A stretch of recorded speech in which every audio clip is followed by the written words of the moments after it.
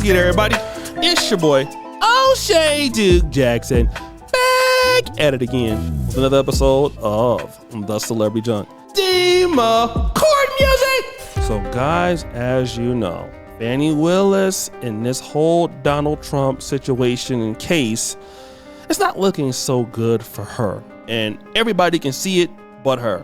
Sometimes it's like that. You ever have a friend, they have like a bad girlfriend or boyfriend, and you're trying to tell them about the red flags, but they can't see it? Right. That's exactly how Fani Willis is. But stop the show again. She can't see, well, you know what? She can't see the red flags in herself. That's right. She can't see the freaking red flags in herself, which is crazy, my guys. It's crazy. It's ridiculous. But hey, you know, you only live once, right? But see, this is what is going on today in these streets, because Fani Willis, you know, when she was testifying in this case, instead of, you know, acting in a good way, she was acting like this. I object to you getting records. You've been intrusive into people's personal lives. You're confused. You think I'm on trial. These people are on trial for trying to steal an election in 2020. I'm not on trial, no matter how hard you try to put me on trial. Boy, Fani, you're about to F around and find out. Because why? While you're over there doing the sister girl,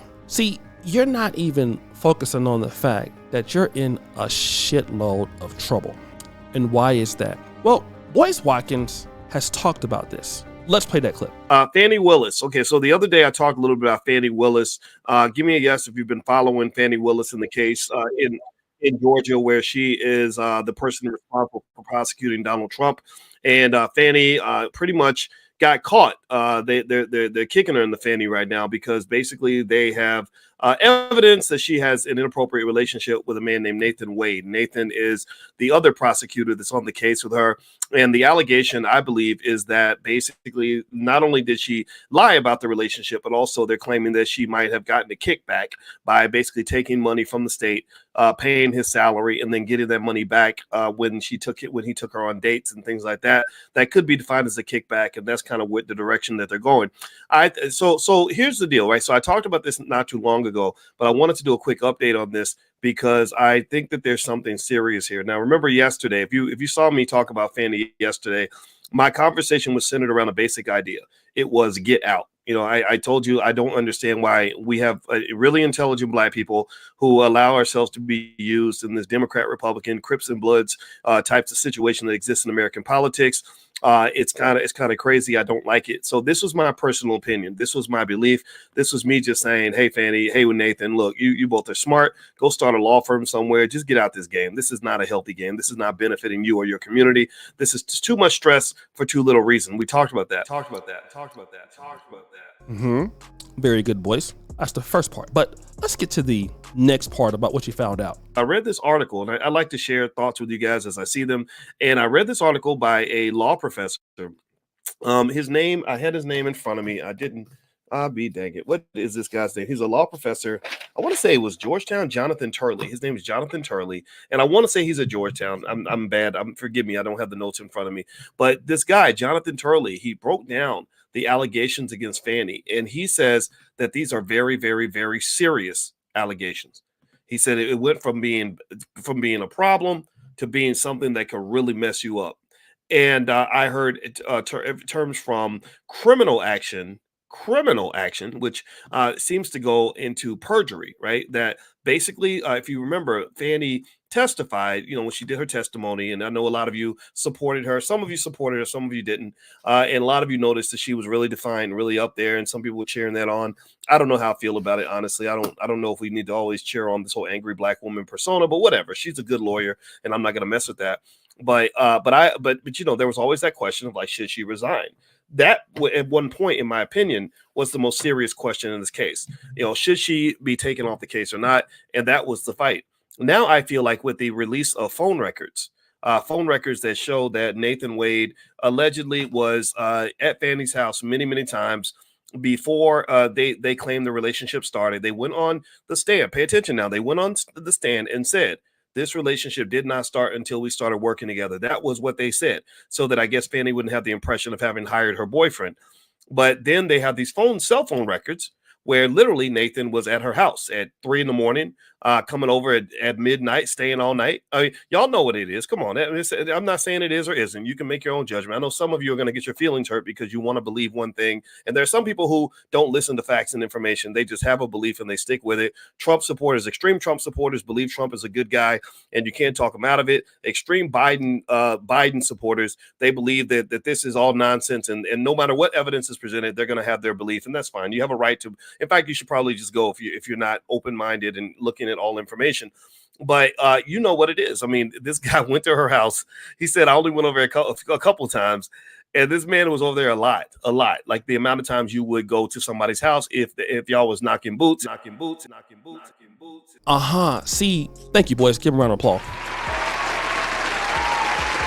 What Boyce has just pointed out is because of the perjury, under oath, and lying, and hiring this guy for financial gain. You see, that's the issue, because you guys are splitting the money, paying cash trips and doing that, and then you lied about all these other things. Because you did it under oath, you're in trouble. But, you're too busy trying to say this. So let's be clear, because you lied in this. Let me tell you which one you lied in. Right here. I think you lied right here. No. This is the truth, Judge. And it is a lie. It is a lie. Right. It's a lie. It's a lie. No, you're right. It's a lie. They ain't lying on you. You lying on you, right? But fast forward, Dima. See, Fox News put out this clip with this ex-federal prosecutor. And what she's going to say is going to shock you. A former federal prosecutor and current defense attorney, and she joins us now. Thank you so much for being here. I like a good soap opera as much, I guess, as the next person does. But has defense counsel made the case for the disqualification of the prosecutors in your judgment? Well, this is definitely a great soap opera, although it's very sad because there are defendants on the other side of this that have their lives hanging in the balance, essentially. So I think we can take a look at what the Supreme Court said in 1935 about prosecutors. And what they say is that a prosecutor may strike hard blows, but they are not at liberty to strike foul ones. And I think here, Fani Willis, along with Nathan Wade, is really on the verge of not only being disqualified from this case, but having this case dismissed with prejudice because of these new text message and digital communication revelations. How do you view the standard? I mean, I a million years ago was a prosecutor. We ran from the potential for conflict. We didn't want the appearance of conflict. But if the standard is actual conflict for disqualification, but what does that look like? And how do you view the standard in Georgia? When you have a senior prosecutor, a DA, who is actually bringing on an outside contract attorney with no experience or very little experience and paying them more than what other contract attorneys are being paid, and then seeming to get these benefits of some personal vacations out of it, then you have to wonder whether there's an actual conflict, whether she's actually benefiting from the relationship because of his involvement in the case, and whether there's any sort of impact on the case itself. Now, in terms of the disqualification, I think that it was kind of a close call before we knew that the timeline of the relationship may very well have existed long before the indictments and the grand jury portion of this case were even occurring. So now that it seems to be evident that there's strong evidence that this relationship began way before they both claimed it did, and that's putting aside the perjury, there is a question about the genesis of the case altogether and the propriety of the case altogether. And the question for the judge is not only do I need new prosecutors on this case, do I actually have to get rid of this case altogether because the taint is essentially irreversible. You see, Fani. You just didn't listen. You know what it was and what it is. You thought because you're a lady that, those folks wasn't going to really come after you, right? Yeah, right. They wasn't going to come after you. But hold on. Let's go back to Boyce. If she was a man, Boyce, would she go to prison? She kind of pulled out the race card. I saw her. I think she went to a black church and kind of went into this whole, like, how dare they question me, and they only question me because I'm a black woman and this ain't right, y'all, and all this other stuff. And a lot of people said amen. They swayed to the church and they said, oh yeah, you're right, girl. That's right. Go get them, girl. They trying to just get you because you're a black woman. And I'm gonna just tell you like this. This is not happening just because she's a black woman. The reality is that when you sleep with somebody that is your subordinate on the job, that typically does not end well for you. There was a governor of what was the state? Missouri, a governor in Missouri named Eric Grettens, who had an extramarital affair with his hairdresser. Did y'all know that? He slept with his hairdresser, and she was his subordinate. And he basically got in trouble for that. I think he ended up resigning as governor. He lost his position as governor. Did y'all know that? Matt Lauer. Anybody remember Matt Lauer with NBC? Matt Lauer didn't rape anybody. Matt Lauer didn't harass or assault.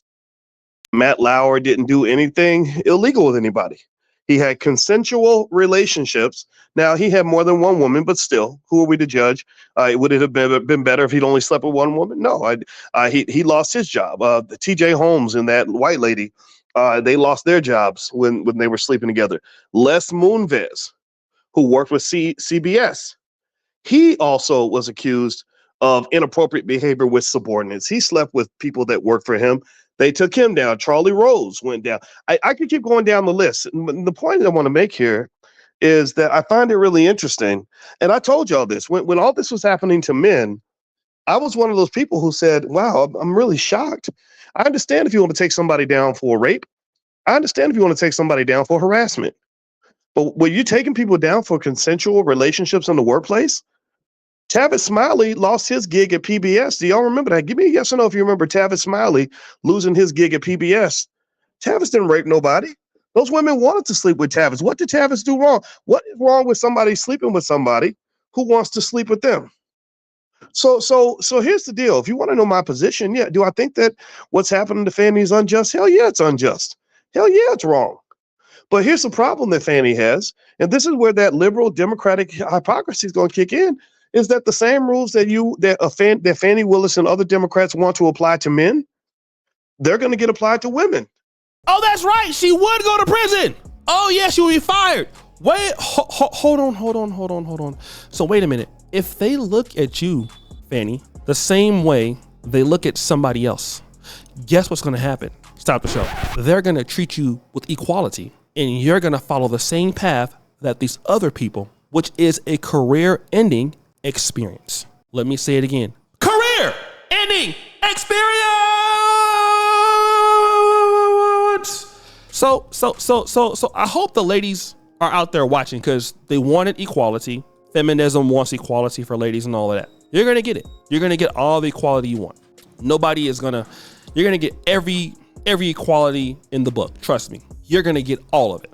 Ladies are going to get all of the equality. Trust me. Whatever you want, you're going to get it with equality. Because now they need to make an example out of you so that this doesn't happen again, and that other people know their place. That's what they're going to do. That's what they have to do. So guys, what do you think? It's your boy O'Shea Duke Jackson back at it again with another episode of Celebrity Junk. Put your fire, use, heard a bell. We're out.